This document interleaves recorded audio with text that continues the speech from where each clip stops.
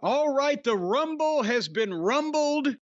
It wasn't in the jungle, it was in Indianapolis, which is kind of it's a jungle out there in Indy these days, Brian. I'm hearing it's the most fabulous city on earth. It may replace, what is it, Plainview, Long Island as the most magical place on earth. If Pat McAfee's writing or reading the copy. Holy, can we talk about for a second how much did the state of Indiana pay for the Royal Rumble? I remember that it was talked about, but I don't remember the figure. But the Royal Rumble, they're getting a SummerSlam coming up at some point. They got the another big show maybe in that package. They were in Indy for SmackDown the night before over at the little bitty field house, only seated, 15,000 or whatever.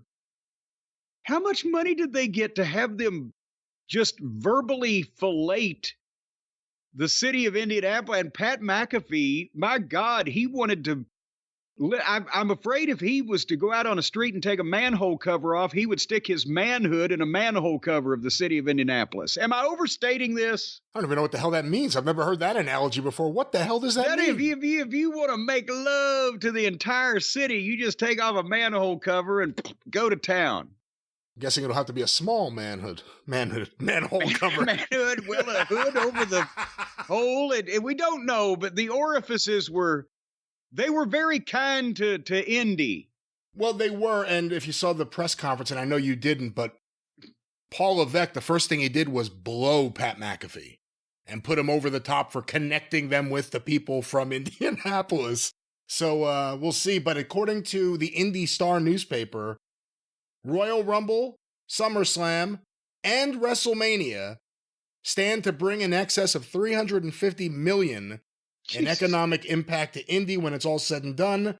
More than $40 million is expected to be infused into the city from the Royal Rumble alone. But how much did the city infuse into the WWE? Was that reported? I'm trying to find the number. I'll let you know what I can find. Because I think that infusion, it has to be significant for the level of, my God, Vince didn't talk about the garden like they were talking about Indy, that Tuttle town. And they didn't even once mention a St. Elmo steakhouse. Or St. Elmo's Fire.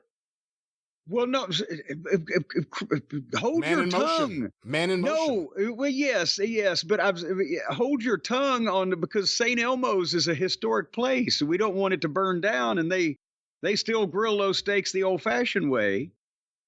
They had dumb waiters.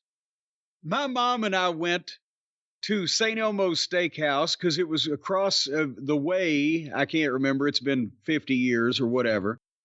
But it's across the way in some respect from the Expo Center to where we went to Bruiser's matches. Unfortunately, I missed the promotional war live, and I got more like Bruiser and Crusher against the Bounty Hunters type of era. But nevertheless, they had dumb waiters that brought up the baked potatoes.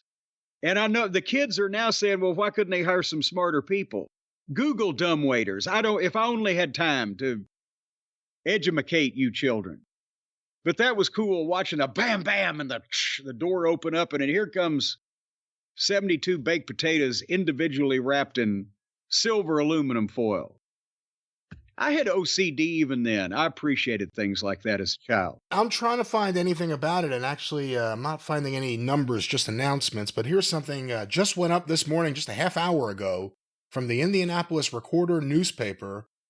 Here are records that WWE set this weekend. Oh, boy. Largest gate in single-night WWE history. Ticket sales surpassed all previous Royal Rumble editions and all non-WrestleMania single-night gates. Well, as a matter of fact, they said on the broadcast, as we say in the business, that it was the fourth biggest gate. It was behind three of the double night WrestleManias. I think last year's 2 and 1 the before, and otherwise it was an all-time record for anything. Record viewership. Domestic viewership on Peacock rose nearly 14% from last year's record-setting Royal Rumble, while international streaming numbers surged even higher, following the shift to Netflix globally. Now, that's no firm numbers there, but they're saying 14% higher than last year, which is a pretty hot Royal Rumble. I mean, that was Cody winning it, right? Well, yes, but the bigger thing, globally, exponentially, many big numbers. We don't know, but it's a goddamn lot. You know, it's just, it's gotten ridiculous. Listen to this. Large numbers. Listen to this. Difficult mathematics. Go ahead. Merchandise boom. In partnership with Fanatics, merchandise sales soared more than 95% over the previous record set in 2024, making it the highest grossing non-WrestleMania event in WWE history. Now, wait a minute. I'm just a small town bird lawyer, Brian. We've established that. But an increase of 95% means that they doubled what they did last year, which was a record. Sponsorship revenue soars. 14 sponsors. All matches featuring sponsorship. Revenue climbed 94% over last year's record. God, it's not even just like 5% increase. 94%, 95%. And finally, social media explosion.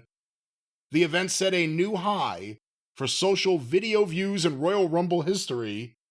A standout moment featuring Braun Breaker spearing popular streamer iShowSpeed became the most viewed Royal Rumble social post of all time, generating over 300 million views. Jesus H. Christ. In less than 24 hours. Reads like a press release. I don't know if it was sent to them as a press release, but it's from the Indianapolis Recorder. Well, so good Lord, if they could have only got rid of Vince 10 years ago, what the fuck may have happened? But you know what? If they had gotten rid of Vince 10 years ago, let's say, or 15 years ago, I don't know if everything would have ended up the same way. It was kind of a perfect storm. Nick Khan is the right guy. No one can deny that in any way. And quite frankly, Paul Levesque right now is the right guy. And in tandem with Lee Fitting, when he keeps his hands to himself or whatever the fuck his problem is, they're working well right now. I don't know if that group would have been put together. Lee Fitting would still be at ESPN. Yeah. If it was 10 years ago. Would Nick Khan have made the move 10 years ago? TV was in a different place. Media rights fees were in a different place. It all worked out best for everyone but Vince, I guess. I was just exaggerating anyway. They could have kept him till maybe 6 years ago. Now, anyway, so we were in Indianapolis for the Royal Rumble, where apparently every single son of a bitch of the 70,000 people that showed up to the old Lucas's stadium, apparently every single one of them had an ATM in their back pocket and just fucking pissed cash across the merchandise tables and lived like Caligula. I don't know what's going on with these people. And they started the show with lots of the walk-ins and the stars arriving. Owens comes driving in a golf cart customized with black duct tape. You got to admit he's got style. And then Punk and Cody got the two biggest pops when the people saw him on the screen, and Seth was right there with it. And then Roman and Paul at the end, I think they got the biggest ooh kind of pop, like, ooh, they're here too. But a lot of people reacting to people walking into the building. And then they opened with somebody in the building that we didn't expect to see in the building. Is this the start of, okay, now that, things have progressed a little while, is Stephanie McMahon, can we make her palatable again because of her maiden name, since she is part of the Levesque family now, and maybe we still want her to be rehabilitated in some kind of way to be on television. Is this the start of this, so we can explore some of Stephanie's places? Yeah, again, I'm not sure if there's really much of a demand for this other than internally, maybe at home to make her happy, but I personally don't think there should be a McMahon on the show, let alone starting off the show in 2025, especially the weekend. Janelle Grant just amended her complaint. Well, but does one have something to do with the other? Do they want a female face on the other side of the thing on it. Well, we've got women too here that like us. I mean, you tell me. I don't think it's necessary. I think it's actually just an unnecessary thing. I think right now they have a winning formula. Paul Levesque starting off the shows is the right thing. He's Dana White. You don't have Dana's wife coming out there and doing it. And again, Stephanie's been around Lord for a while. knows what he might do if she did. And Stephanie's been around for a long time. And a long time she was mainly a female Vince degrading talent on camera. I personally don't think she should be on the show anymore. And she doesn't have any position that I know of in WWE or in TKO. I mean, I guess she has shares. But other than that, she's going to host this soon-to-be unwatchable show wherever you may find it on ESPN Plus, I believe. Stephanie's Places. That's what we want. Then she could do Stephanie in the Kitchen and Stephanie on the Road. And well, but she's gonna have they said big superstars as guests. Is it in a kitchen or is it what are her places? What is the exclusive?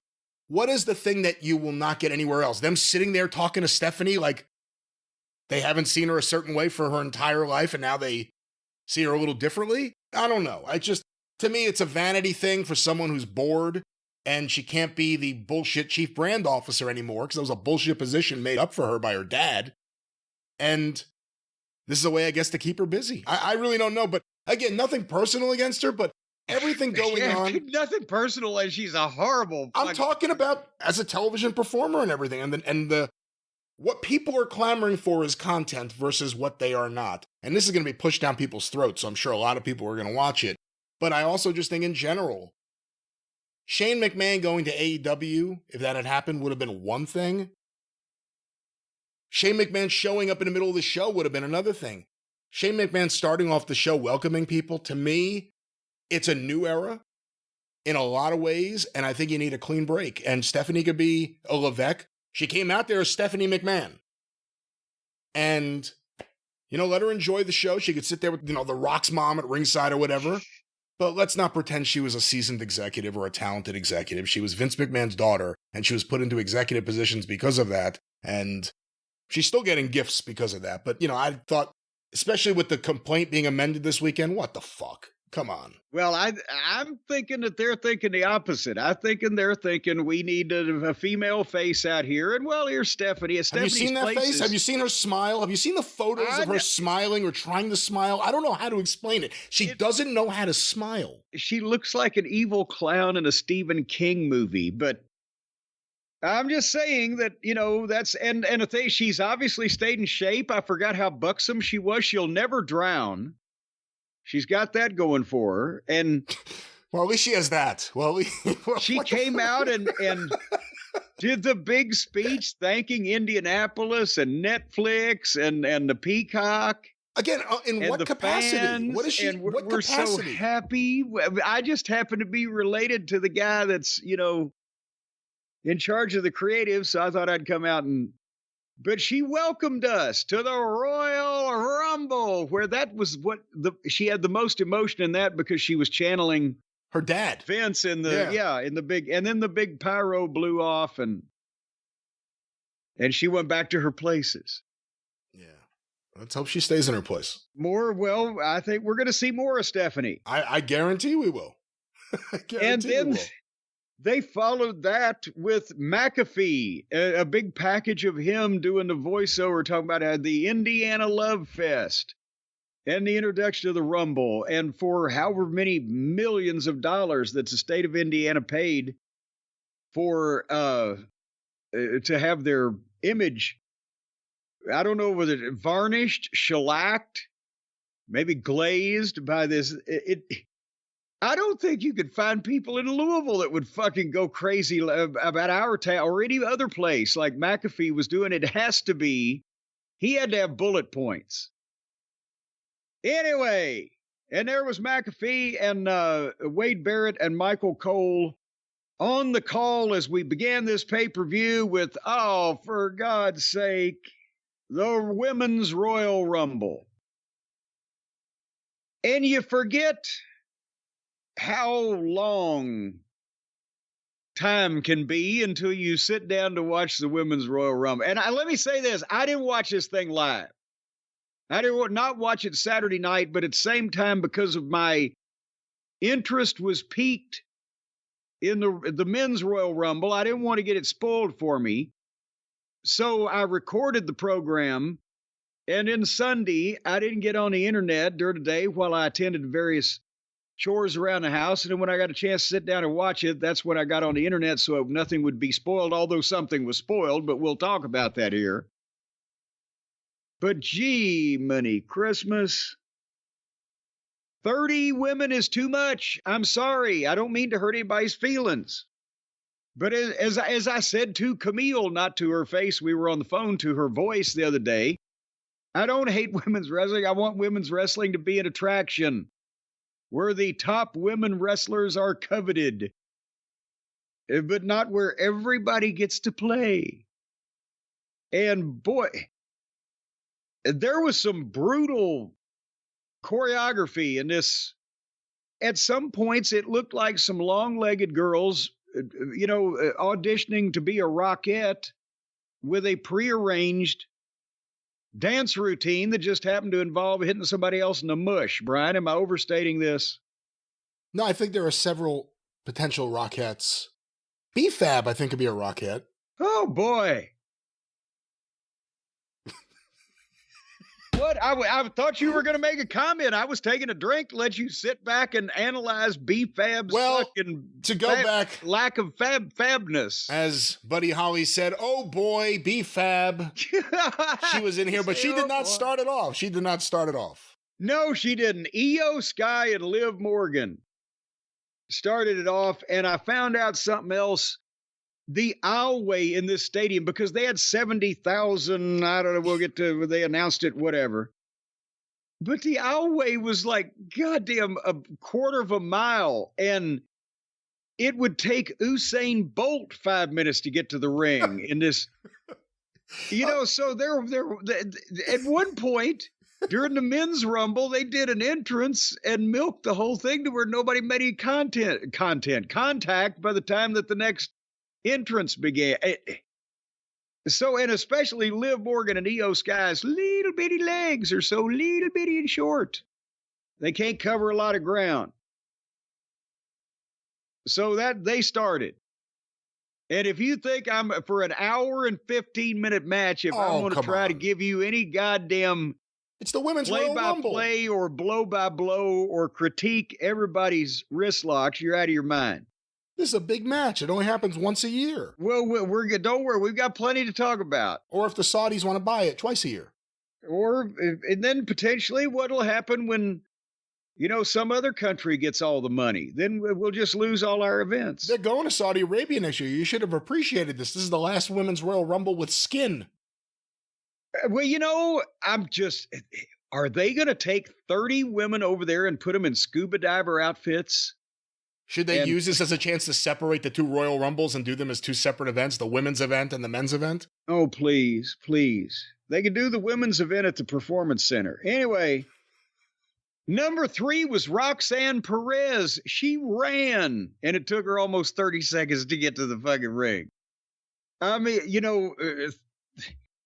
thank God Jey Uso didn't have to do his big entrance all the way through this fucking thing. That distance, my God, he'd have been a candidate for a heart transplant. So then number 4 was Lyric Valedictorian. And number 5 was Chelsea Green, and she did her normal entrance with it. It's so over the top with the gesticulating and the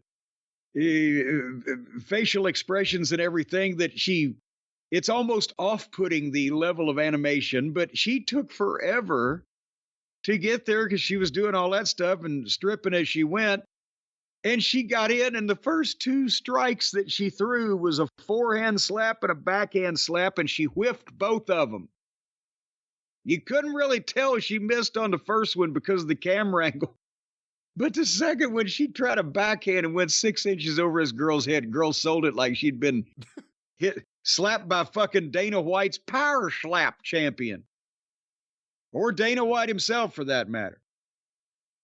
And then came B-Fab.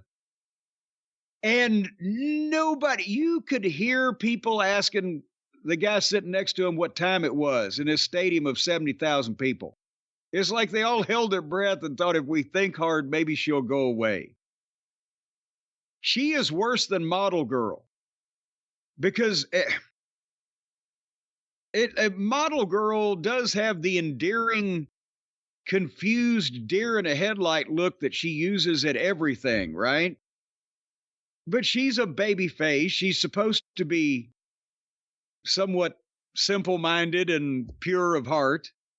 But B-Fab's a baby face, and she walks around strutting around like she's a goddamn heel. And she's just rotten. It's an athletic girl that has no idea of the concept of wrestling, doing choreography as she sees it in her mind, that as long as you do this and they do that, there's no emotion or facial expression or level of aggression or any effect of realism or let me get you lost in this suspension of disbelief. It's just, I'm going to take my right foot and throw it up on your shoulder. Am I exaggerating a fine?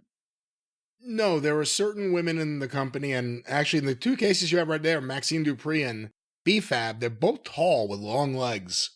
And it's not like Barry Windham with long legs, where he just looks so graceful running the ring. It's not like that at all. It's like, you've said it before, like a deer on ice at times. Yeah. You're waiting to see what's going to hit the ground first, the ass, the feet. Like they don't know how to fall right, but they could both be Rockettes. I think they could both be really good Rockettes. One could be the Rock and the other one could be the It. Anyway, so then Ivy Nile came in to straighten everybody out, number 7. Zoe Stark, number 8. I've noted they're not wasting the big names early, are they? Except for Liv Morgan. Chelsea, they've used her a little bit. And here came Lash Legend. And she got in and fucked some shit up. Remember when we were still watching NXT like 4 years ago, she was kind of hilariously bad at the start, right? I wonder why we haven't seen her in 4 years move out of NXT. Well, they just started using her on the main show with she has a tag team partner. I don't remember her name though. It was Lash Legend and her friend. She's a friend. And Wyatt Earp and Lash Legend. I don't know, but point is, if it's taken her 4 years to get this fucking far, she may not live long enough to make the main roster. And she fought with B-Fab, some forearm potatoes and awkward kicks, and then Chelsea dumped B-Fab and got a pop for that. And then we started, okay, now it's the second 10, so we're going to step it up a notch. Number 10 was Bianca. Number 11, Shayna. Number 12, Bayley. Now we got a few things going on. I didn't keep track of who all got dumped when, because then there's another 30 names to write down. Hey, what did you think of the graphics, though, here in this match and during the men's match, in terms of at the bottom of the screen they had how many people had already come out, how many people had been eliminated, how many more people were to come? That was brilliant. And you can tell Lee Fitting, ESPN, any kind of that, it looked like a sports graphic where you could instantly tell, depending on what sport it was, who'd scored the points or who'd been in the quarter or whatever the case it was. So especially when it got down to the end, you say, okay, here's the 6 that are active, 24 have been eliminated, blah, blah, blah. All that made it somewhat easier to follow than in previous years when they didn't have the capability or the knowledge to line it all up like that, where it was not just a garbled mess on the screen. So I like that part. But then getting back to what I didn't like. Back to the match. Number 13 was Cruella DeVille. At least she came in at a dead run like she meant some business. And then came Model Girl. And she got in and she and Ivy exchanged some awkward moves, and she whiffed a kick over her head or past her face or whatever. And then she stood around for a second looking confused, and then she fired up and did the worm in reverse. And now that apparently is the thing. The people will cheer for the simple-minded little thing, if she just gets in the middle of the ring and tries to pose and fire up and flex her muscles, and she's goddamn so big around, and muscles on her arm look like mosquito bites on a strand of spaghetti. And if she turns sideways, sticks her tongue out, she'd look like a zipper. And when she gets a sunburn, she looks like a thermometer. She uses a Cheerio for a hula hoop. All right. Will you leave her alone? I could go on. But then came Naomi. That should be some kind of TV show on Bravo. Then came Naomi. And then was Jada Parker and Piper. What's her last? Piper and the Gates of Dawn. Piper Niven. Her former punk rock group. No, that's a great album. You know, not a lot of people like the Sid Barrett. I shouldn't say that. A lot of people like the David Gilmour stuff more than Sid Barrett. But anyway. Well, you see what happened to Sid over it, don't you? You ever hear that story when they were recording, I think, Wish You Were Here? He showed up in the studio. They didn't know who he was. Bald and fat, and he said, when do I play my part? And then they all started crying. And then he left. That's why they were a miserable band. They had some good songs, though. Well, but did they have any good songs in the Royal Rumble? The women's? The tune doesn't come to my mind. But next was Natalia. And then number 19 came Jordan Grace. And this, you watch the same things I watch. This is the first time I've actually seen her in the ring. Well, have we seen something I'm not remembering? The question would be, did we have this exact conversation a year ago? I don't remember if you watched the Women's Royal Rumble, so I can't say, but she was in last year. Was she? Yeah, but I don't remember if you watched the whole thing. It could have been one of those ones where you zip through it. I think, because there was more matches on last year's show, wasn't there? Because they had a shorter aisle. They had room for 3 more matches. So I think I may have just said, oh, I can't watch 2 Royal Rumbles back to back and let the women, ruin my taste buds for dinner. But anyway, it's first time I remember seeing her, and she came out, and they've obviously got plans.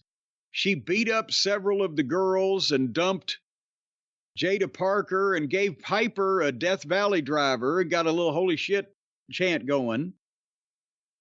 And so they're obviously going to use her because they wanted her to make an impact. And the people, of course, now this is not a sample of the audience in Dubuque. These are the most motivated individuals, but they knew who she was. And then she hugs Naomi because they said they're friends from TNA. So this TNA, Vince didn't mention the companies that he was working with, few though they may have been, to the level that they mentioned TNA on this show. So they're friends, they hugged, and then Bianca came up and snatched Jordan by the hair and tried to dump her. Because Bianca's a WWE lifer, right? She's never been to the other side of the septic tank and knows where her bread's buttered on, as the old saying goes. You always buttered your bread over a septic tank, haven't you, Brian? No, I buttered my bagel, though, over the sink. The outhouse? So anyway, there's going to be bad feelings there with Bianca and Naomi over Jordan. So we'll tune in on days of our menstruation to keep track of that. And then here came Mia Yim, number 20. Meechin. I'm reaching. No, Meechin. Her name is Meechin. Oh, it'll always be Mia Yim to me and Yim. And then number 21, and her and she.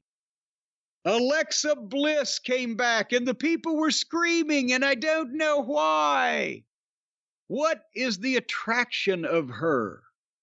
And she just came back. Her last action was in January of 2024. Why was she out for a year? What injury did she? She had a baby. Oh, geez, that's a serious injury. It may have happened after an injury, though, but she was out, and then she had a baby. Wait a minute. You're saying the injury caused a pregnancy? No, I'm saying that she may have been hurt and then got pregnant. I don't remember the order of things. She wasn't able to run away with That's not what I'm saying. I'm not her doctor. I don't know the schedule. I don't know what time. I don't know when she was supposed. I don't know anything. I just don't know. Have you not got the notes on her ovulation yet? We were supposed to forward those over in the files. Well, she's She's back, and apparently a lot of those fans, either they love surprises or they really like those awful segments she was constantly in. They seem to be excited, but She's awfully slight to have had an offspring. If she was pregnant, that would have doubled her size, wouldn't it? From 80 pounds to 160? What would that's the thing. That seems like that's a serious medical condition. I always think you're way too hard on Liv Morgan when you say, like, oh, she's tiny, she's this and that. Alexa Bliss, you could say that about.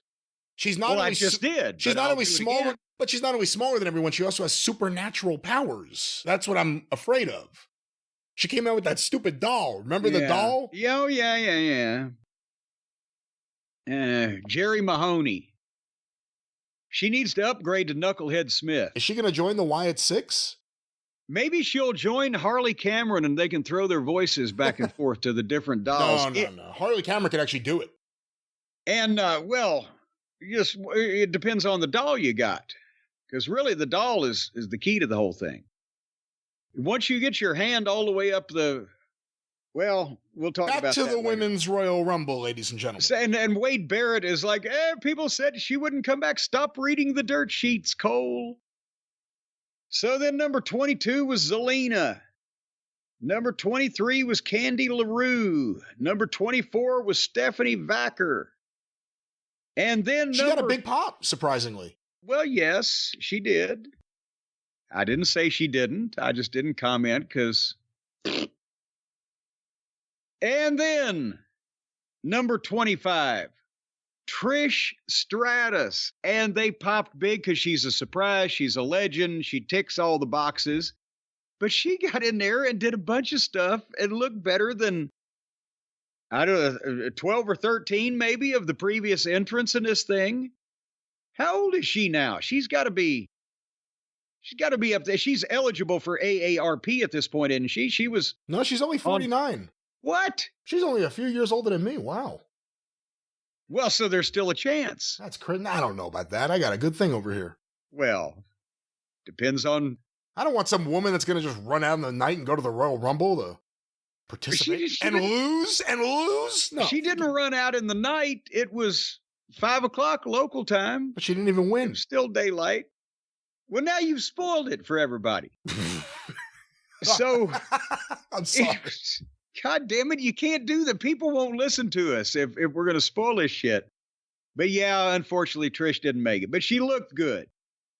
And number 26 was Rochelle.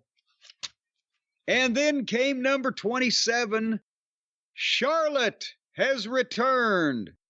Charlotte Flair, big pop, comes out. Goddamn, she looked like Theda Bara in a silent movie. Big cowl and cape and robe and the pyro. And she took her time on much of the walkout. It has a brace on the knee, but it was covered up with spangly lame. And again, it used to be a Pat Patterson thing that the guys, and there was no Women's Rumble then, so don't complain, but the guys that you really wanted to feature going forward, you really wanted to keep strong, you really whatever, they will make an impact when they come in. And there was some of that in the Men's Rumble also this time, but it hasn't seemed as important, or maybe just some of these guys don't know how to feed each other and set up to feed a fucking guy coming in the ring, whatever. But at least Charlotte went over and chopped everybody and clotheslined everybody and boom, boom, boom, and did some spots with Jordan Grace and dumped Piper. And, okay, you know, I've made an impact. Everybody knows I'm here now, that type of thing. So that was good. And then came Julia. I liked her better when she was hosting that cooking show. No, that's a different woman. Is that not the same one? No, this is a different spelling altogether. Oh, well, I thought it was a showbiz name for the cooking show. And then number 29 came up, and it was the refrigerator Nia Jax. And she came out and dumped Trish with Candy LaRue's help because they were involved in a whole little tug-of-war thing there. And, of course, the refrigerator gets in and wallers around, dumping, or not dumping, but knocking over everything in its path. Sort of like same way as when they bring any major appliance into your home.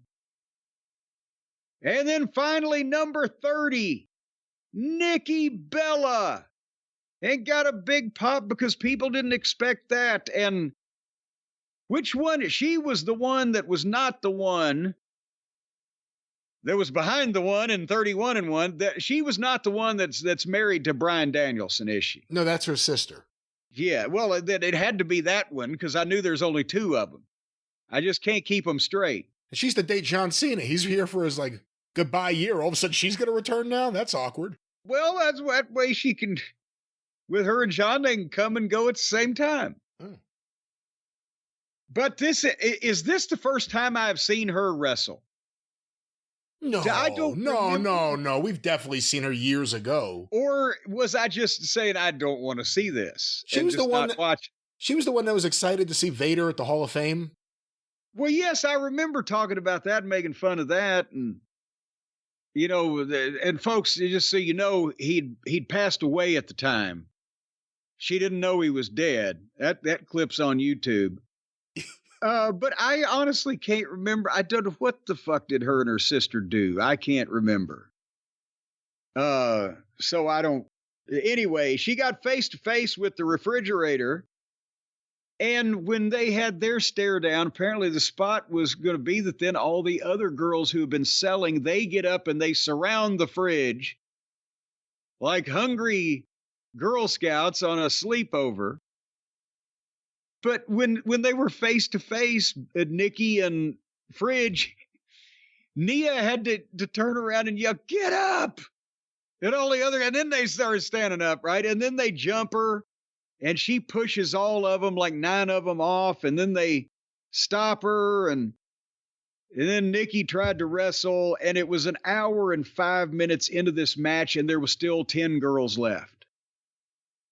So I decided to do the humane thing and skip ahead until we got down to nut cutting time, as they used to say down in the country, and that was Charlotte and Nia Jax. And now we pick and Roxanne also. She was in there too. And picking it up there, Charlotte was trying to mount some offense against the Fridge. So Roxanne was really wanting to make a name for herself here. And she jumped in from behind and clipped Charlotte's knee and then jumped on her, started getting some heat on her. And then she jumped up and she started getting on Nia Jax. Literally, she was up on Nia's back, and the Fridge is trying to dump Roxanne off of her, and she's trying to hold her over the rope, and Charlotte came up from behind and dumped Nia right over the top of Roxanne and the top rope, and boom, the Fridge was out.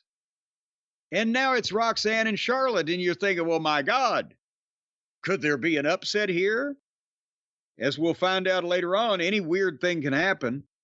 But they went back and forth a little bit. Roxanne ain't bad. She's painfully short, but she ain't bad. And Charlotte knocked Roxanne to the floor after an exchange, and Charlotte wins the Women's Royal Rumble, so she gets to pick whatever champion she wants to face out of all the available champions at WrestleMania. So good triumphs over evil in the end. Well, is she a babyface? I don't know. I'm just glad to see her. What do you want to see? Charlotte against Rhea Ripley again, or Charlotte against Tiffany Stratton? Woo! Selfishly, I think Charlotte and Rhea Ripley, again, they're always going to have a great match, but to be honest, again, they're both. Rhea's a babyface. Regardless of how they portray Charlotte, she's got some goodwill because she's just returned from an injury. And Rhea against Tiffy can kind of be like the battle of the Nature Boys in terms of this arrogant, older, more experienced, and now possibly beloved blonde female icon versus this new bratty, new kid on the block type of thing, spoiled brat type of thing. So that probably would be easier to promote right now. But that's just me. Well, we'll see what happens, but big Royal Rumble, what's her name? Alexa Bliss's big return. We'll see how that goes. You can't use the word big in any way about Alexa Bliss. But you must be happy. The person you would probably want to win out of everyone in that match won. Yes. So at least, but also for business. She's a big name. She's been gone for a while, so therefore we miss her because she went away, and that's perfect to me for a WrestleMania main event in the women's division. All right. And I was about to say that they had legends in the crowd. Godfather and Mickey James and Kurt Angle. So right there, they made some money on this show because right there's 3 plane tickets plus family members. Fuck, what's that? That's be $1,500-$1,800. Son of a bitch. Well, Mickey James's family member is also the GM, so I don't think they have to worry about extra airfare or anything. Well, hey, does the fucking GM of General Motors' wife come to the fucking board meetings? I'm sure he brings everyone he wants. The head of GM, he could do whatever the hell he wants. I'm telling you, they got to watch their budget here on this travel. There's not going to be a shareholder revolt here. There will be, well, who knows? But let's go back to... They've got some revolting shareholders. No, I'm just saying they got to watch the budget here. I'm telling you, they're spending money you never know this could all end tomorrow. Anyway, the WWE Tag Team title was on the line, and I don't know why after I've seen the match. With the Motor City Machine Guns versus Tommaso Ciampa and Johnny Sameface Gargano. 2 out of 3 falls. And they did 3 falls in 15 minutes. Not that I was advocating they should have gone longer, but I will never get Gargano, okay? So I'm not even going to go any further. Him or his lovely wife. It's people that can do moves that have no star look, no physique, no over-the-top personality, no great ability to cut promos, no incredibly gripping television presence. They're trained move doers.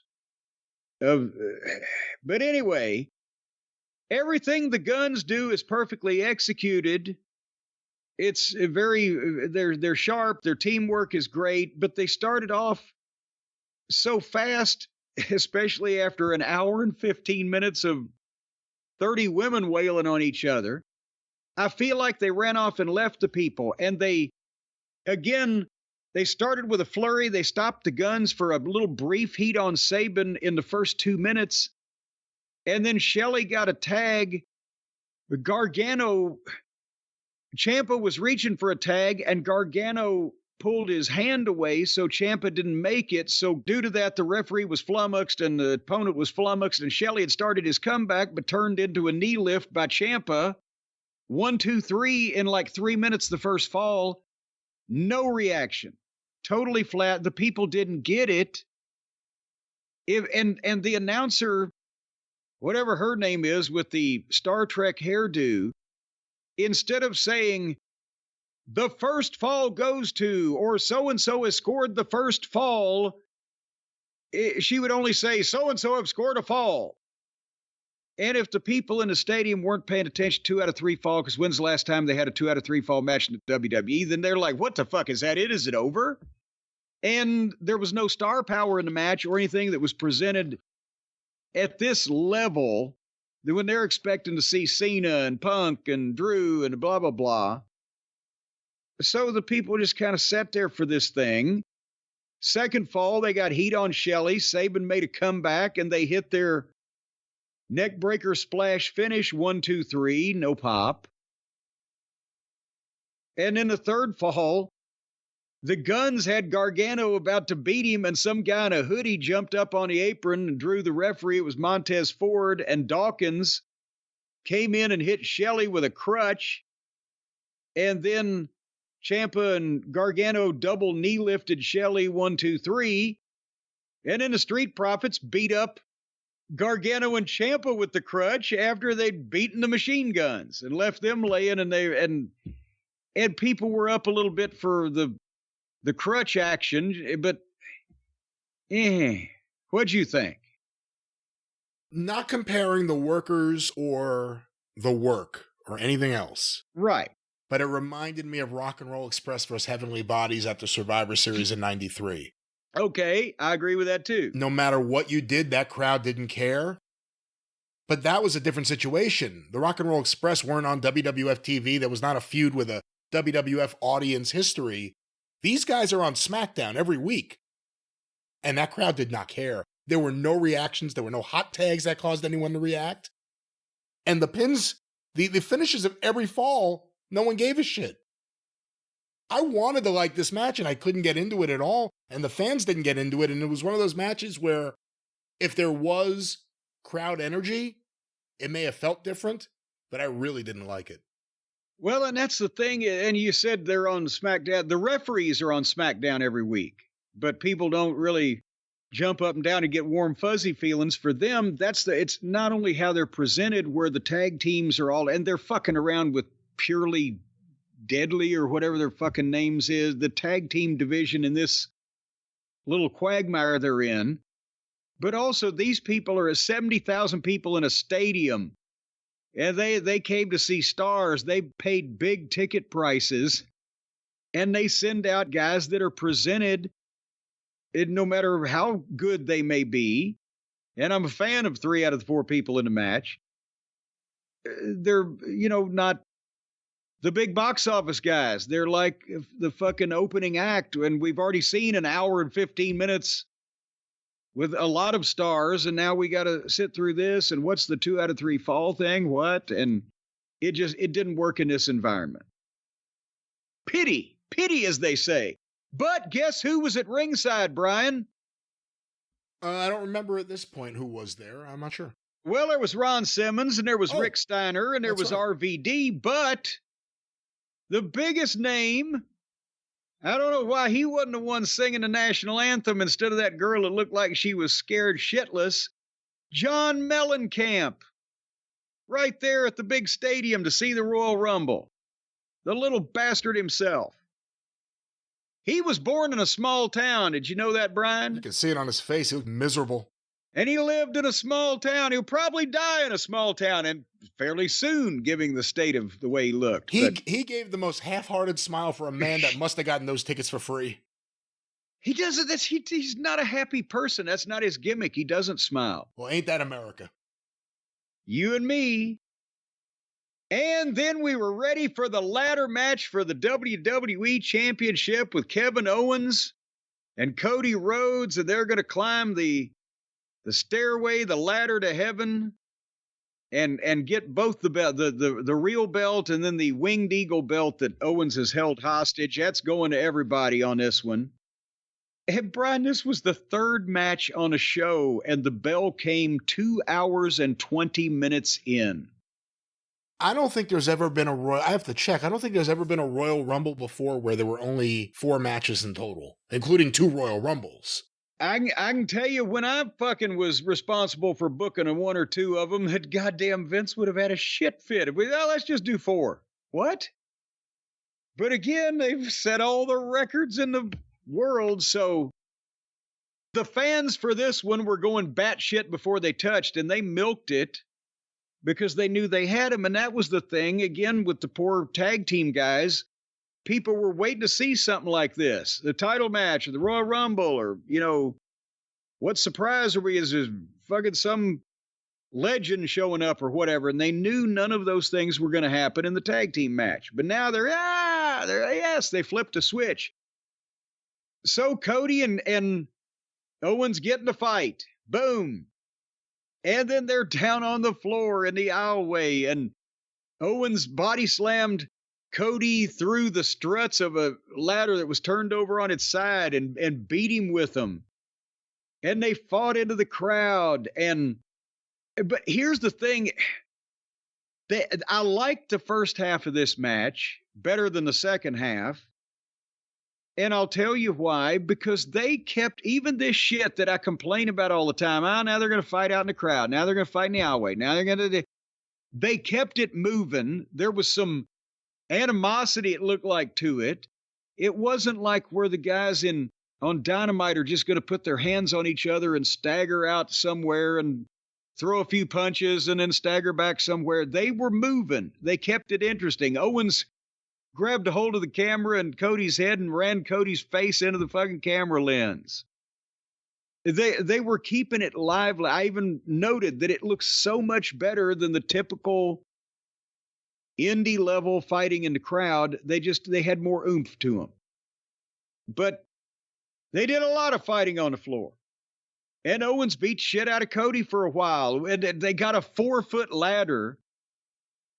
I don't know, maybe it was needed for a midget to saddle a Shetland pony. I don't know. But they beat each other up with that. And then right about the time that I said, I'm really liking a ladder match for once, because it's clear they're trying to make it a struggle and they're keeping it moving, but there's no stupid risks. Cody's selling great. Owens is getting heat. And then Cody backdropped Owens on the edge of a ladder that was laying sideways, and he landed on like the edge of it with the small of his back. And I wrote, well, that was a stupid risk. And then Owens power bombed Cody on one of the ladders. As soon as I'd written, they're having this match and not taking any stupid chances, that's when they started taking the stupid chances.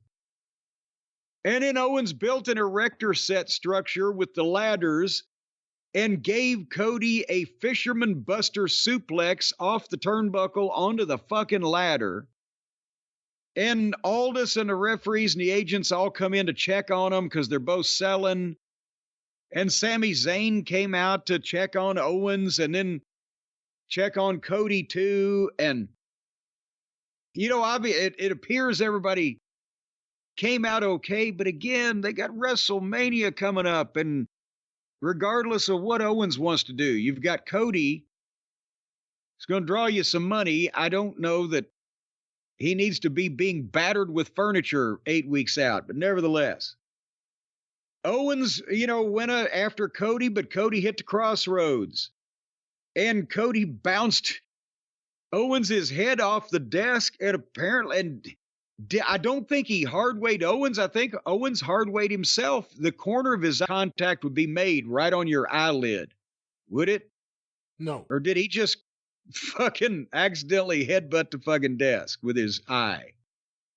But anyway, and then he beat the shit out of Owens, and then Owens stopped Cody and tried to go for the package pile driver on the desk, but Cody stood up under him and gave Owens the Alabama slam through a ladder that was bridged from the apron to the announce desk, and the ladder broke didn't break, but bent in the middle.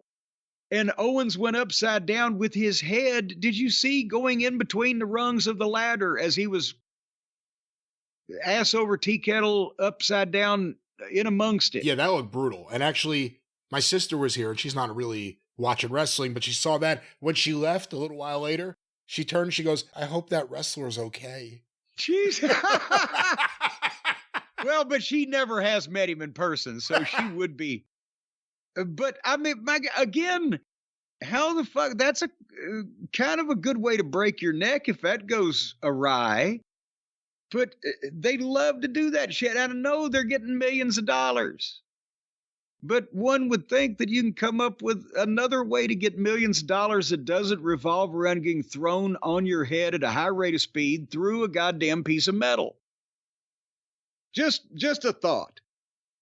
And then Cody climbed the ladder and got the belts. And it was 25 minutes or so bell to bell. But I said I liked the first half a little bit, maybe a little bit more than the first half. And then the ring got cluttered up with the ladders broken and turned over, and the stunts took over from the fight. And, you know, it obviously it was good and people enjoyed it and they worked their ass off. But I'm just fuck. Somebody's going to get paralyzed one of these days. Yeah, I mean, we'll We'll see what happens. We definitely saw more feedback from people wondering if Owens was really hurt or not than we have in a long time, and it looked pretty brutal. And well, yeah, and I mean, I assume his neck is okay, but the goddamn shot to the eye was, because it was swelled up by the end of the, 5 minutes later, it was puffed up and you could see where the cut was. And as I said, if he was trying to just say, I'm just going to headbutt the desk and see if I can get some color because they don't want me to, you wouldn't headbutt the corner of it with your fucking eye. No, that's a bad idea. Either that or he's just got bad aim. I don't know. Maybe he's got depth perception issues. Where do you think they're going with him and Sammy? Sammy didn't help him win. Well, and that's another thing that is left open, and we're going to find out about as we get to the chapter on this week's As Raw Turns. But at the same point, Sammy has been making a lot of mistakes and kicking a lot of people in the face by accident lately, hadn't he? You never know. Of course, he could be the victim of circumstance.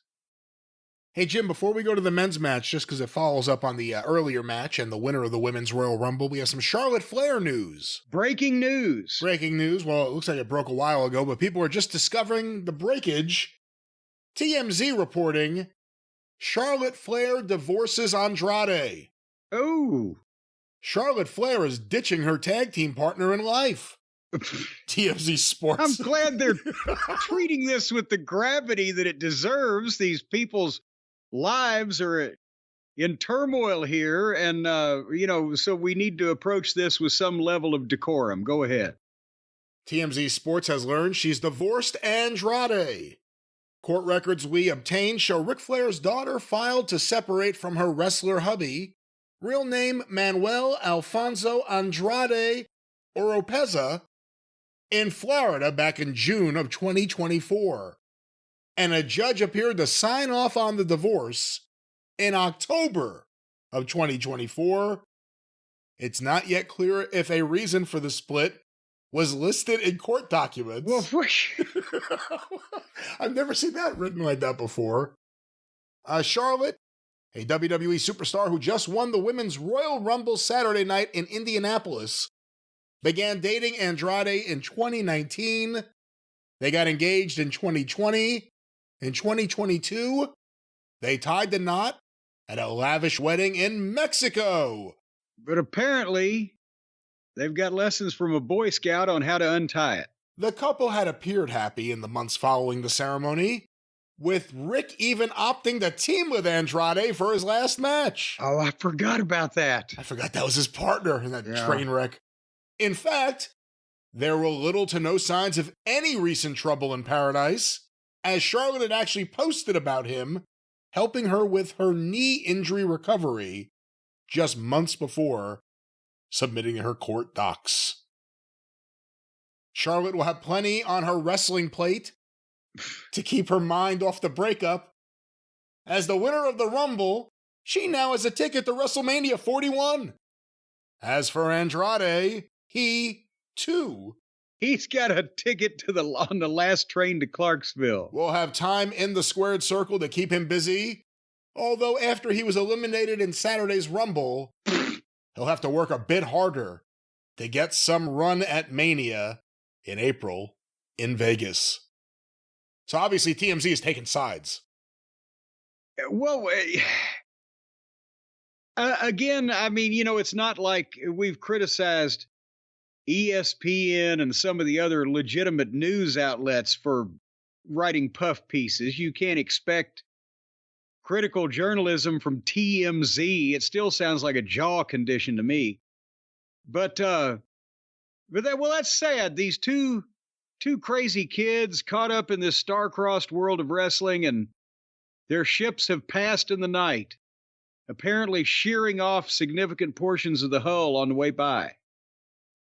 We have so many couples in wrestling nowadays. It's a big thing because there are women and men at every show now. So everyone just starts dating and hooking up. But now you're going to have wrestling divorces.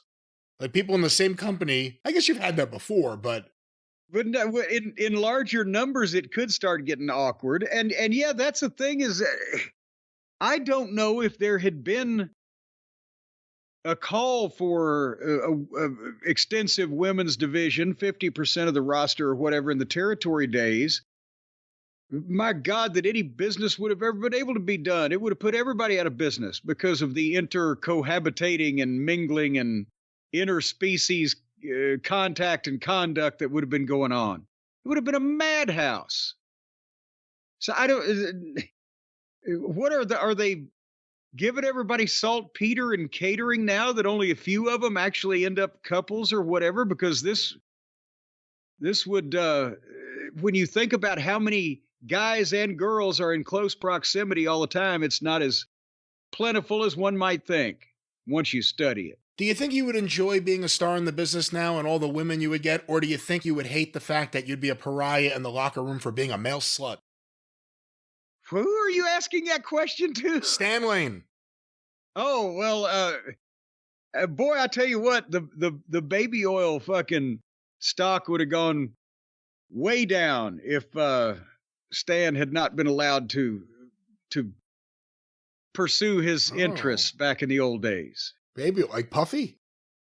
Oh, I forgot. Now Baby Oil's got a bad name now. That was in Mick's book. You don't remember that? I don't remember that. Mick Foley, in one of his books, he's written so many. He's fucking more plentiful than Stephen King. He's got a lot of time. He's got a lot of stories. But he said that he was at a hotel one night. We were on the road for WCW, and he saw Stan Lane entering his room next door with like 3 bottles of baby oil and several extra towels or whatever. And he tells the story better in the book than I am here, but nevertheless. Well, that is celebrity gossip news. We are back. Well, yeah, and again, you know, it's none of our business whether they just couldn't make it work in this fast-paced world. I think TMZ should lay off of them. Who is it for us to cast the first stone while living in a glass house of sin? I don't know what the... All right, so anyway, so the Men's Royal Rumble began 3 hours into the show. There had been 3 previous matches. And that was the point where Michael Cole said, and we have 70,347 fans here tonight. They had a bunch of them. I mean, they inflate a lot, but there were legitimately, has anybody questioned there had to be 60 to 65,000 people there that had tickets, not counting the parking attendants and the fucking, miscellaneous staff? Or do you know, have they inflated this to a massive degree?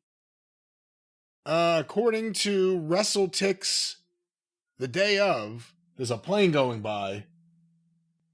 That's not good news here lately. That's a scary thing to say out loud, yeah. According to this, at 5:30 p.m. the day of the Rumble, there were 313 available tickets. Tickets distributed, 67,590. Jesus Christ. So then add, 5,000 for the magical people WWE. Well, not even. They added 2,500. That ain't bad. They probably had 2,500 legends sitting in the crowd. Anyway, they started the men's match, and I see where they were going, and they didn't get there. Rey Mysterio and Penta were the first 2 to start. And when you think about that, the pitch sells itself. The iconic Rey Mysterio, he's a legend, he's a Hall of Famer, whatever.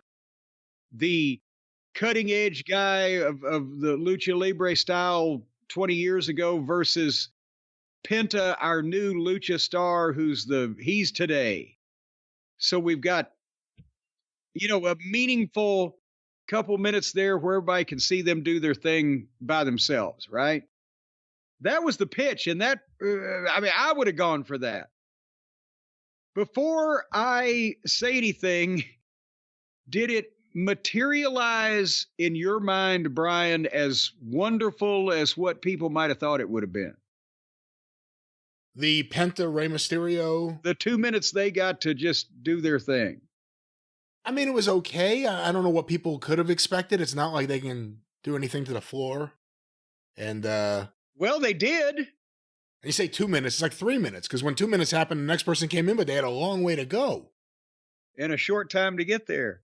Yeah, I know it took 5 minutes for both these guys to acknowledge the crowd and get to the ring, but did you look away when you saw that basically Penta was eliminated 1 minute and 30 seconds into this thing? Well, you have to go over the top rope to the floor with your feet, with both feet on the ground. Yeah. Well, it wasn't clear. It was if clear both feet touched at the same time. The referee said one. The referee said one. I recorded this on real television, Brian Last, and I got slow-mo and freeze frame on my cable box because that's real TV. And both his feet touched and he pushed off. And you could tell. Point is, they did the handshake. Penta wouldn't let go. He pulled him in. He did zero Mido. People were into it. They started into their spots. They're doing some things. And then they did the deal where they both went over the top almost. And it was going to be teased. And they'd said Penta's feet both touched. And Wade Barrett said, it was only 1 foot. And Pat McAfee said, we need a review. Guess what we didn't get, Brian? The review, my kid was asking me about that. She never watches. She wanted to watch the Royal Rumble. Hey, where's the replay? Yeah, there wasn't. We're going to wait a long time on that. Long fucking time. And they fucked around trying to be a little cute. But anyway, they did some stuff, but it wasn't. And before anybody says, fuck, you just hate Penta or you don't like the Mexican people or whatever the fuck, I was watching it concurrently when Rey Mysterio showed up and was doing the shit he was doing, and everybody was going, holy shit, look at that. And I didn't get that from this because it's Penta's job now to give us the holy shit, and it wasn't there yet. I don't know, but we didn't get a review. Maybe if we'd got a review. How fast do you think that the producer was in Pat McAfee's fucking ear saying, we're not going to fucking replay it? Don't mention the review. Don't say it again. So then number 3 was Chad Gable. Number 4, Carmelo Hayes. Number 5, Pablo Escobar. Number 6, Otis. And I'm thinking, Jesus Christ. They're doing the same thing they did with the women. But then number 7 was Braun Breaker. And again, you can tell who they've got the plans for. I talked about it in the women's match and the old Pat Patterson philosophy. A star comes in, you want him to be portrayed right, he makes an impact. He speared Carmelo Hayes and tossed him out and hit the Brakensteiner on Gable and suplexed Otis, just picked him up and just fucking flung him. And leveled Rey Mysterio and speared Escobar while Escobar had Penta up on his shoulders, and then he tossed Escobar's. He just running roughshod here, right? And that people remember those highlights. And then the low light came when number 8 was Tozawa. And as he's coming out, and I haven't, with the new, more adult, grown-up, sensible approach to the WWE, have they outgrown Tozawa? Is it funny anymore to anybody? Well, he's part of the comedy act with Model Girl and Otis. Is it funny anymore to anybody? No, it's not funny. I wouldn't say any of it's funny. Well, then how could a comedy act not be funny? Send them to the fucking Catskills. It's a wrestling exclusive thing. Let them get booked on their own merits and see what happens. Otis will be washing dishes and Model Girl will be washing dishes. Let's be careful. Alongside Otis. So Carmelo Hayes is going back while Tozawa's coming out, and Hayes just leveled him in the entranceway and knocked him goofy. And they follow with the camera, they pick him up and take him back to the gorilla position. And there's Triple H. And he's like, Tozawa's hurt. He can't go. Well, somebody's got to go. And then he turns around and tells somebody, I thought, because the gorilla position wasn't lit that well, and I see the guy, I thought it was Leo Rush. But it's somebody that you mentioned earlier that people on social media acknowledge or whatever, named I Show Speed. Now, how does he show speed? He showed He speed. saw speed. Well, he may have taken some speed to get the courage to go out there but he's an influencer. Have I mentioned how badly I hate that word influencer? Like, has anybody ever aspired to be an influencer? And if you have, how sad must your life be? Yeah, how many of these influencers are just trying to influence you to buy their meme coin? How many of them are just trying to influence their way on a WWE pay-per-view now? That seems like an easy thing to do. That actually seems like the easiest thing of all. Yeah, well, this guy, but he was under the influence, and so they sent him out there. And I wrote, what the fuck, who is this? Because I didn't know at the time that he was the social influencer. So he slid in the ring and ran up behind Braun, who was trying to dump Otis, and helped Braun dump Otis. So he technically got credit for an assist on an elimination. And then he did a standing backflip in the middle of the ring, like celebrating. And then Braun Breaker speared him so hard he turned his toenails backwards. And then he picked him up and bodily threw him over the top rope to Otis, who caught him on the fly and gave him the SOS, the sack of shit slam, overhead over the announce desk. And wasn't even looking where he threw him. So you could tell that those two guys would have spent money to do those spots because they enjoyed that. And whoever this fucking guy is, when he wakes up, I'm sure he'll have had a wonderful time. But the anticipation was awesome because as I smell speed, what's his name? I smell. What is his name? I show speed. I wrote it down. I show speed. I feel pretty. Oh, so pretty. Well, as he's standing there, Braun Breaker starts running the ropes, and you know it's coming, and you're like, oh, and he backs up, and Braun hit him as hard as he's ever hit anyone. Boom. Well, that's because the guys resent this. But don't you have to? Even if you didn't, don't you have to? Because if you're light on the celebrity there, it kills you. Yeah. Of course, and that's why all the guys who, it was a big thing. It was a thing in Ring of Honor. I'll get back to this match in a second, like 15 years ago or whatever. When guys would go out after the show, fans would want the guys to chop them. And we actually sent a memo out at one point when Sinclair took over and said, don't chop any goddamn, because there was videos popping up on Twitter or whatever. I said, number one, if you cave the guy's chest in, or if he has a heart attack walking away from the fucking fan fest, or whatever ambulance chaser gets a hold of him, he could suffer ill effects and sue you. But more importantly, if you don't hurt the motherfucker and he stands like, oh boy, yeah, that stings, and look at the state of him, then what does it say for your opponents when they go down? So nobody can ever go down from your chop ever again. So what are you fucking doing here? Tell the fans I don't get paid. I don't fucking hit people. And I'm not going to hit you because then you'll sue me, or your family will, because you'll be dead. Anyway, so I Show Speed was shown the door. And then number 9 was Sheamus. And number 10 was Jimmy Uso. And number 11 was he's single, girls, and looking to mingle, Andrade. And then we get to number 12, Jacob Fatu.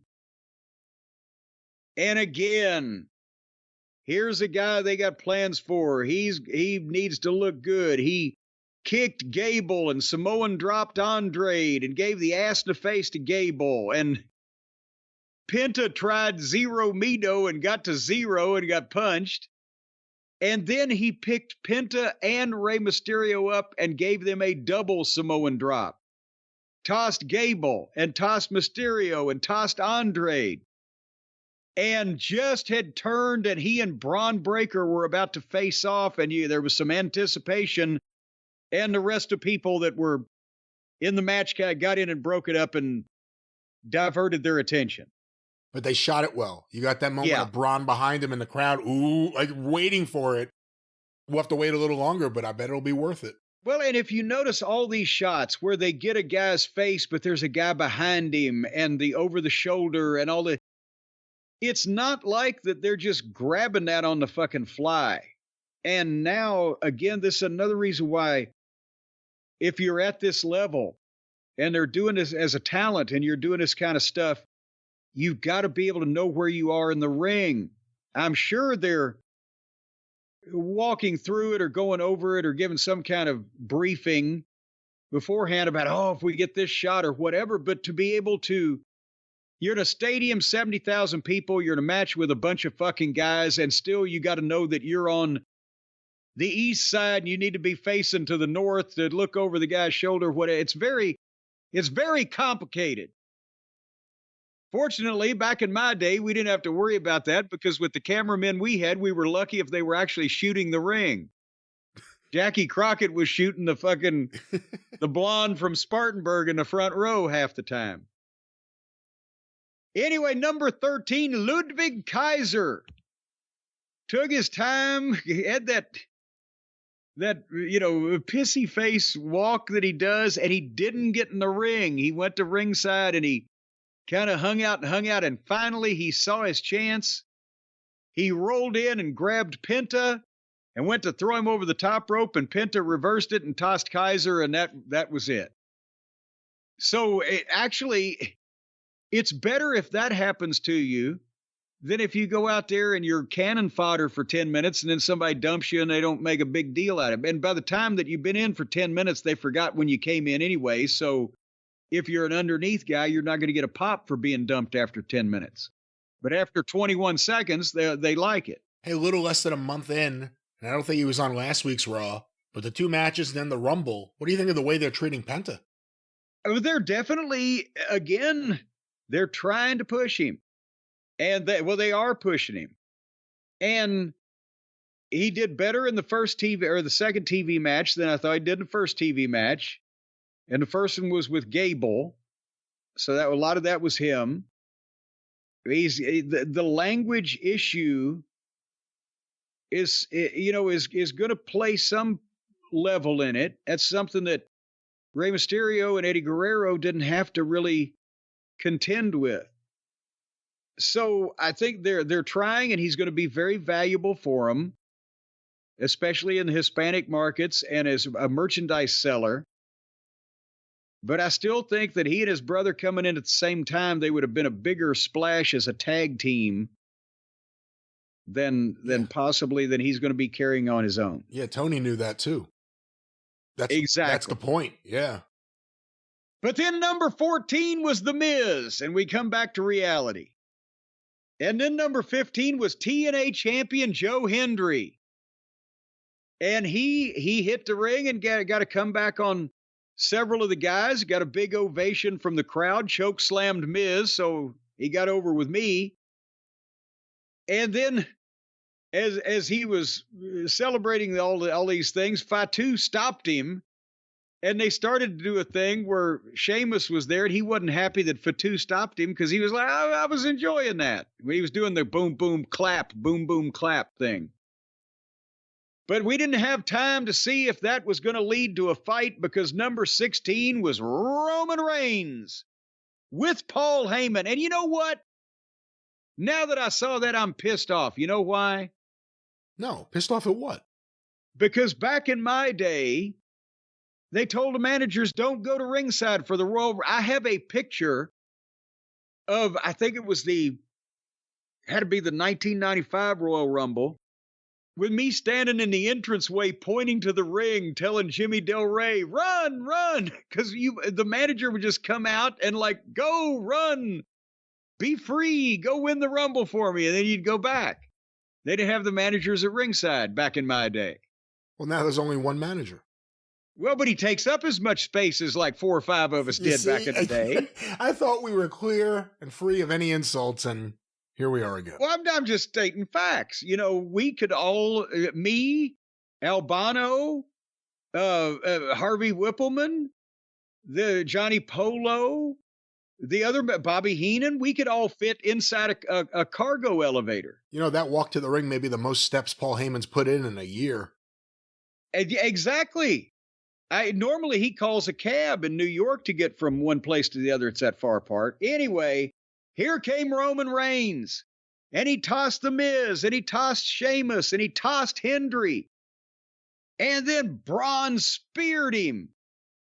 And Braun went to toss Roman Reigns out, but Roman reversed it and tossed Braun Breaker out. So again, the guy that got early offense on Roman Reigns after his initial flurry was Braun Breaker, and it fell to Roman Reigns himself, one of the most over guys in the match, to dump Braun. So anytime that Braun talks about from now on about if he's confronted with not winning the Rumble, well, it took Roman Reigns.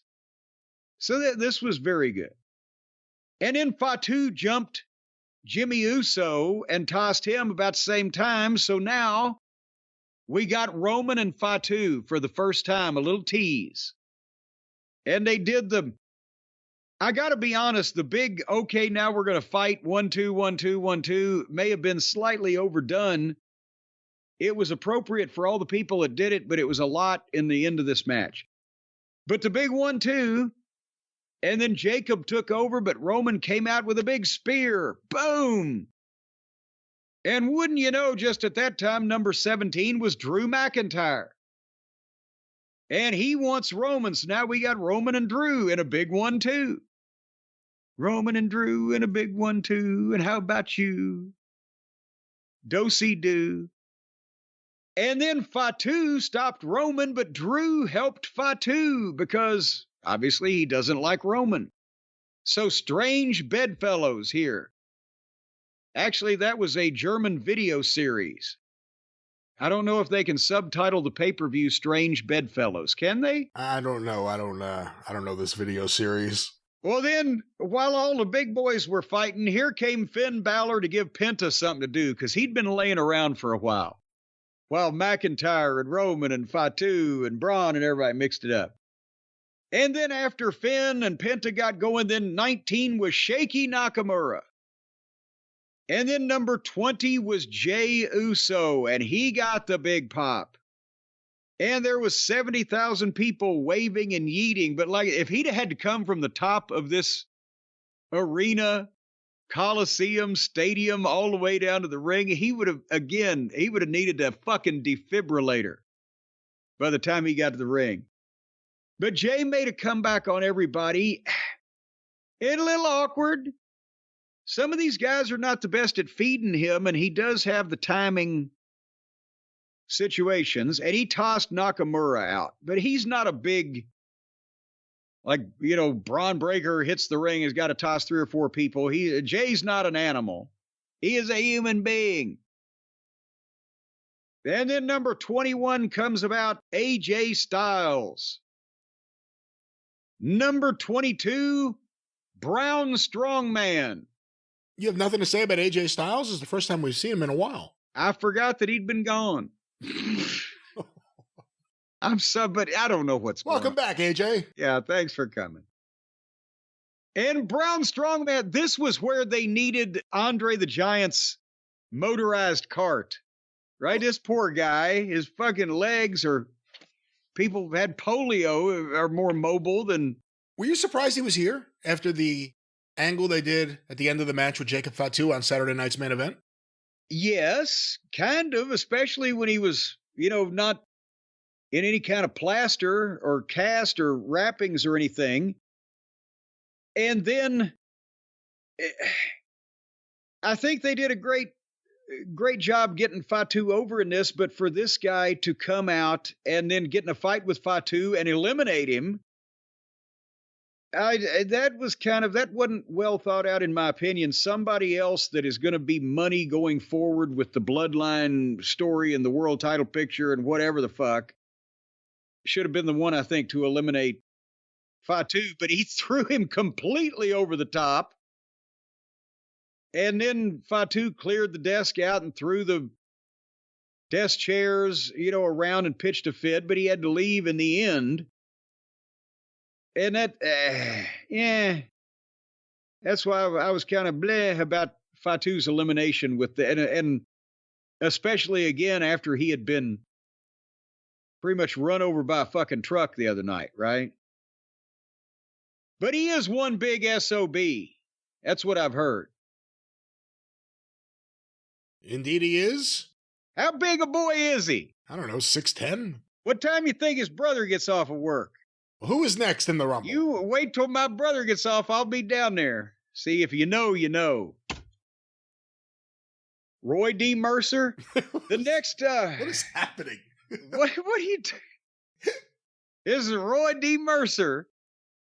All right, number 23 was John Cena, and the place blew as soon as you heard the crickets chirping of his music. And did you notice that John had a look on his face the whole time like, oh shit, what have I gotten into here? It was almost, he almost looks like, what the fuck? He's come in from a time warp. He's still wearing the gimmick. He's almost 50. He's in great shape for his age, but he doesn't see the sun a lot. And the bald spot was bigger than ever. He's starting to morph into Jim Varney. Again, it's John Cena. He's as skinny as a big muscular guy can be for Hollywood, but he's still in great shape. No, I mean, he's not as like big and thick as he used to be. Skinny as a great muscular guy. Well, they don't want big, thick, muscular guys. They kind of want skinnier, muscular guys because that looks better on the silver screen. But he looks like he's in great shape and he's got all the charisma of John Cena, so he's all right. Well, I know he's going to be Why are you putting down John Cena? What did he do to you? I'm just saying it was odd seeing him in this company with Drew and Punk and everything. It's like suddenly there was somewhat of a time warp in terms of presentation when you see what got over. Yeah. During Cena's. No, it felt cool though. Like when you saw it was Roman Reigns and Punk and Cena, it was like, wow. You know, then Jey Uso, you're like, oh, well, I guess he won't be there too much longer. But and then here came Gene Stanley. And we were amazed at the progress. But Cena, the place blew. He came in, he dumped Braun Strongman and tried to attitude adjustment Finn Balor into Braun's arms when Braun was standing on the floor. And Finn fell short. And basically on the back of his head, and Braun kind of bent over and grabbed his legs on the way down and then stood up and said, oh, fuck, and walked off pissed like he missed the fucking catch. I don't know if he was mad at his own catch or at Cena's pitch, but if you go back again, look, that's why I love the real television. You slow-mo that when he's like, oh, fuck this, shag, damn it, resin rattin, red frattin. So then Roman speared Drew, and Roman and Cena faced off. And as soon as you got Roman and Cena there staring there eye to eye, nose to nose, toes to toes, like Mussolini in the stadium, had interrupted that thing. He walked purposely as the crowd was singing his song, and he's got the game face on. And here comes Punk, and now you got Punk and Roman and Cena were up on their feet, and AJ and Drew and Jey Uso were down on their face, and the crowd was roaring. And Punk and Roman and Cena said, that's what I noticed Cena was like, oh shit. His facials were just hilarious to me. But they milked the whole 2 minutes. And they didn't touch, they didn't do anything. And boom, the music played number 25, and it's Seth Franklin Rollins. And now people, oh shit. And Seth came in and tackled Punk right away, and then Cena and Roman got into it. But then Drew went after Punk, and then Seth was fighting Drew. So this is what we came to see here, all of this intermingling. And then suddenly number 26, Dominic Mysterio. And he ran straight up to the top rope because Cena was laying there and splashed Cena and tried to three amigo Roman, and Roman just picked him up and gave him the Samoan drop and stopped his ass. And boom, boom, boom, now everybody's mingling about again. Number 27 is Sami Zayn, who comes in, he kicks Drew, and then he kicks Seth, and then he gets in a fight with Punk, which was foremingled and ghost shadowed on Raw the other night. And then came number 28, Damian Priest. This poor boy. It wasn't a big reaction. He made a big comeback that was set for him to do. Everybody fed him. But could you tell that it was like, no, we've seen Punk, we've seen Seth, we've seen Cena, we've seen Drew. We are not here for you.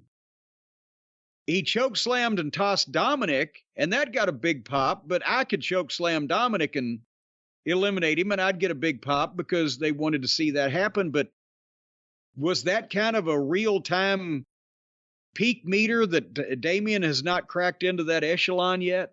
Yeah, and I don't think that is a good example, because I think with him and Dominic, there is a specific history that may get a bit of a pop. And I'll give you a great example, not to play spoiler, Drew McIntyre. When they're looking at each other after the elimination, my first thought was, oh my God, I don't want to see this again. Because we've seen that, right? We've seen Damian Priest and the Judgment Day had issues with Drew McIntyre.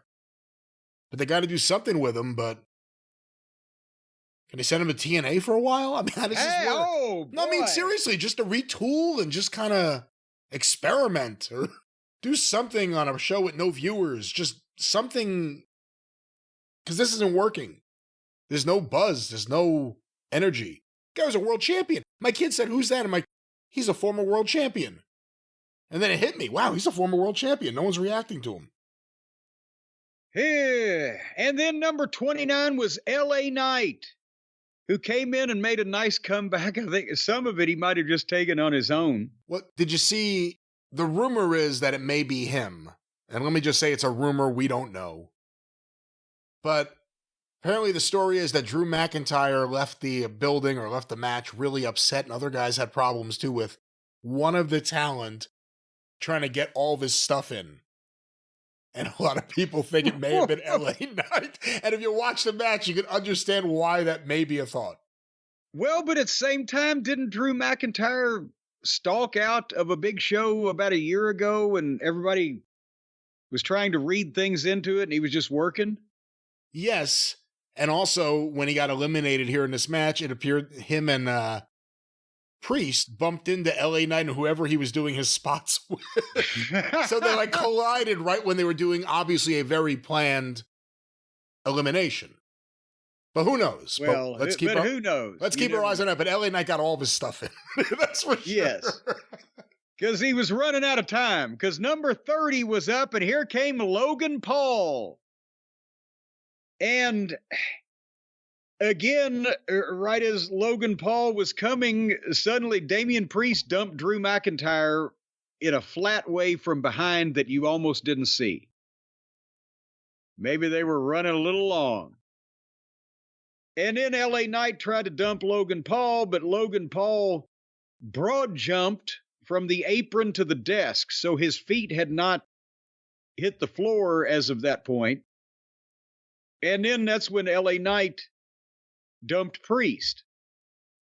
And Logan Paul walked around on the railing and jumped to the stairs, and AJ was about to springboard off the apron, but Logan Paul foiled AJ's springboard attempt. His feet hit the ground and he was eliminated. So a lot of things happened there in a short period of time. So again, you may be right, Brian, but I may be crazy. But it just might be a lunatic you're looking for. Or it may be Logan Paul. I mean, those are really the two prime candidates, right? LA Knight or Logan Paul at the end of the match. Who would have come in there and just tried to get their stuff in?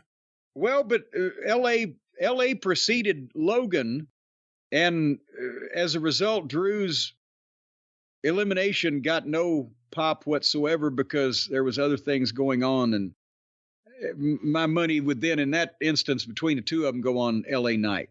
Yeah. You know what I hate? When people have to get all their stuff in. Yeah. Yeah, I know exactly what you mean. It doesn't make you feel too great. Well, we're here at the great end of the Rumble because now we got big stars in the ring and one of them has to win. Yes, we got Roman, we got Cena, we got Jey Uso, we got CM Punk, Seth Franklin Rollins, and Logan Paul. And then they all started cooking their various spots, and Seth gave the curb stomp to everybody and then faced off with Roman, and they milked it forever, and then they got in a big one, too. They did some back and forth shit, and they were both hanging over the top rope, and Punk came from behind and dumped both of them, Seth and Roman. And then as soon as he looked down at what he had done and saw that it was good, Logan Paul came from behind Punk and dumped him. And then everybody's kind of like, well, wait, what the fuck? And Punk and Roman were both on the floor mad, and Seth ran over and gave Roman a double-footed curb stomp on the floor. And then Seth and Punk got in a fight, and the referees were pulling them apart, and Seth was chasing Heyman around and gave Roman a stomp on the stairs, and Punk tackled Seth again, and all this stuff's going on. But then Seth left, and then Punk left, and Roman was selling, but eventually he left. But then now we had John Cena, Logan Paul, and Jey Uso, and you could tell that with Punk and Roman and Seth out of this picture, that everybody thought pretty much John Cena had to win this. Wouldn't you say that was now what was in everybody's mind, right? It seemed like the thing that made the most sense, figuring he has to get one of the big matches at WrestleMania. Right. So Logan Paul and Jay had kind of the awkward 1-2, because remember, Logan Paul's still not a veteran as far as timing, and Jay's timing is a problem even for the veterans. But Cena picked up both of them for an AA, but Jay slipped off and kicked Logan Paul and he kicked Logan Paul, and then John Cena dumped Logan Paul. So now it's down to Jey Uso and John Cena, which was, again, kind of not what you would have expected, because they're both so terribly popular with the fans. And they milked it forever, and then they had a big one, too. And the crowd got with that. And Cena got to do the "you can't see me" for the last time, as he yelled, and the 5-knuckle shuffle. But then Jay got the super kick, and again, and a spear.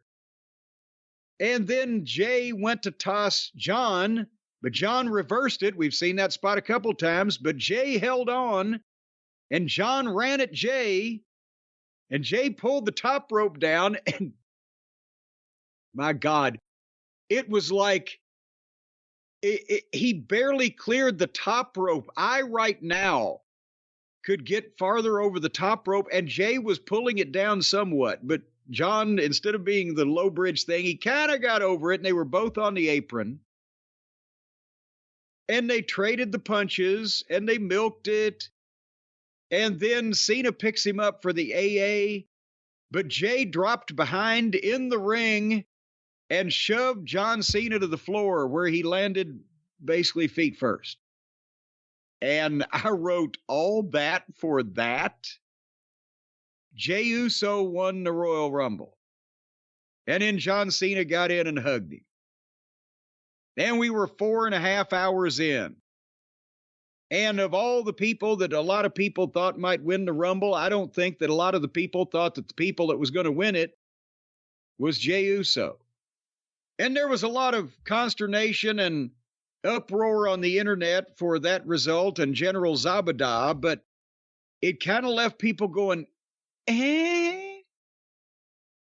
Tell me what the feedback is that you're hearing from all of your sources. You know, it's weird because obviously he's super over.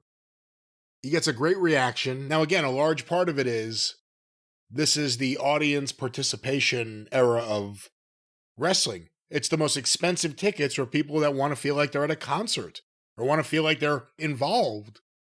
They like it. The matches are another story. We just saw Gunther beat him.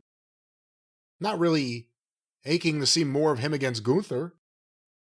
Think it's going to be him against Cody? Don't really want to see him and Cody. It ain't going to be, so we don't have to worry about it. But so, and the other thing, again, though, he's super over, and a lot of fans loved it and went crazy for it. We did see a lot of feedback, not just to us, but just generally on social media, from people who thought it was the wrong move.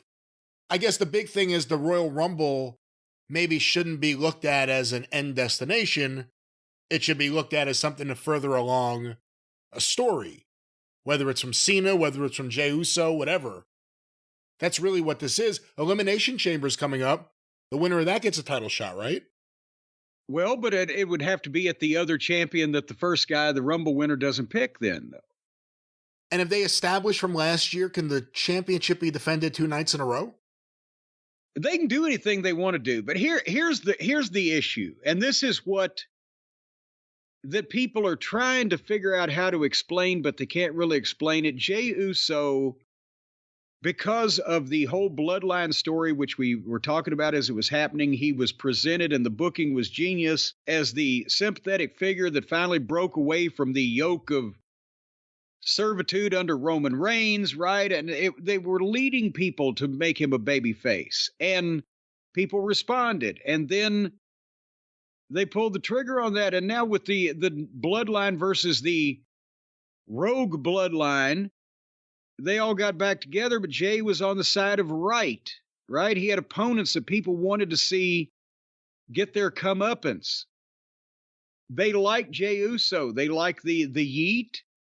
They like the sunglasses. They buy the merchandise. They love the entrance, like you said, the audience participation, the lights and the waving. That's all part of it, too. They like Jey Uso, and they want to see him get even with the bad bloodline or get even with people who are fucking with Gunther. Gunther called him the company mascot and a silly little man and denigrated him and didn't respect him. They wanted to see him beat Gunther. But in the Royal Rumble, the problem becomes, and this is sometimes people don't think about this, even people in creative positions. To win the Royal Rumble, Jey Uso didn't just have to beat the guy that called him the silly little man and made fun of him and disrespected him, or the rogue bloodline that everybody hated, or the whatever the fuck. For Jey Uso to win, it meant that Seth Rollins couldn't win, CM Punk couldn't win, John Cena couldn't win, Roman Reigns couldn't win. In effect, a lot of those people, because those have been the stories. Those are the main guys. Those are the meat of the matter, the titles, the blood feuds. We want to see these guys intermingle, and suddenly none of them get the fucking deal. Jey Uso, in effect, beat other people that a lot of the fans wanted to see win more than they wanted to see him win, as much as they like him. Does that make sense? Makes a lot of sense. That's the backlash. That's the feedback. Do they see Jey Uso at that level? If Roman had won, are we going to see Roman and Cody again? If Punk had won, we're going to see Punk and Cody? If fucking Seth went, we're going to see Seth and Cody? But nobody wants to see Jey and Cody. And truthfully, nobody still views the secondary world title that Gunther has as the one that the winner of the Royal Rumble should want to challenge for. But now if they do the deal that Gunther beat Jey just here, when was that? Not long ago. Where was it? Saturday night's main event. Yes, last Saturday or whenever the fuck it was, 2 weeks ago. But now does Jey say, I want another chance? And they heat it up with Gunther disrespecting him and calling him a silly little man and try to lead the people into wanting to see Jey get even. And then I'm not really sure I'm a fan of that, because if that does happen, Jey's got to beat Gunther at WrestleMania. Or elsewise he's dead as a flounder in a fucking sandbox. So, but that's the reaction from the fans. They want to see Jey succeed until they realize that Jey succeeding caused Punk or this guy or that guy not to. And they're like, well, wait, but we wanted to see those other things. What the fuck? Now there's the Elimination Chamber. And so that it's not like they're going to bait and switch that, but he's not going to wrestle Cody. It's going to have to be Gunther again. They're just going to try to make people want that, and he's going to win it to justify their faith in him. But that's my take on why that some people were like, when it was Jey, which, was not not uppermost in most people's minds amongst the people that might win the thing.